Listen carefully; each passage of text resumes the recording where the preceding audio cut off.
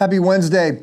We're in Luke 19, looking at the parable of the talents. Yesterday, I noted that Jesus was talking about himself when he talked about a man who traveled away to a distant land and was appointed king and then returned.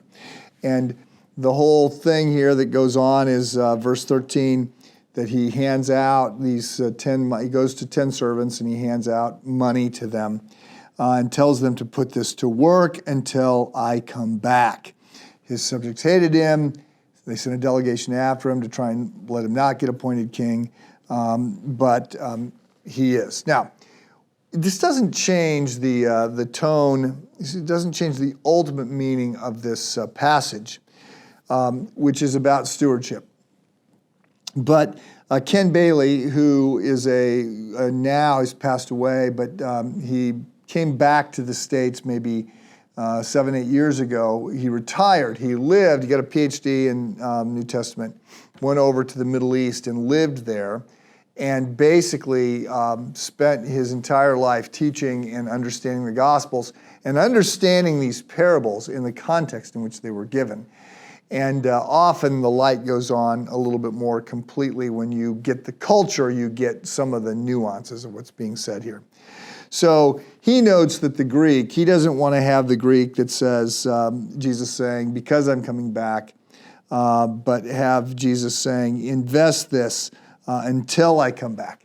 But there's this thrust, right? You are being given something, and you are going to be held accountable. And that's the big emphasis of this passage. So I mentioned on Monday that you can argue that some of the parables are forcing us to see the shocking, radical nature of grace and forgiveness and God's mercy and all of these things that we're expected to embrace ourselves.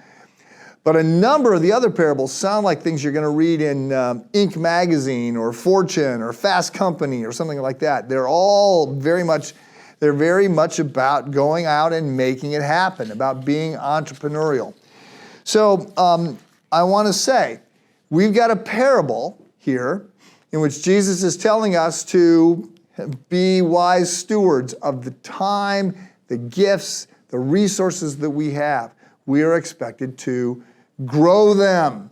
We are expected to use them, and to use them in ways that are congruent with seeing the kingdom of God, the exaltation of Jesus Christ expand. So, you may not like this kind of talk, but this is Jesus saying that we are stewards of the talents that we've been given. Those to whom much is given, much is expected. Have a good day.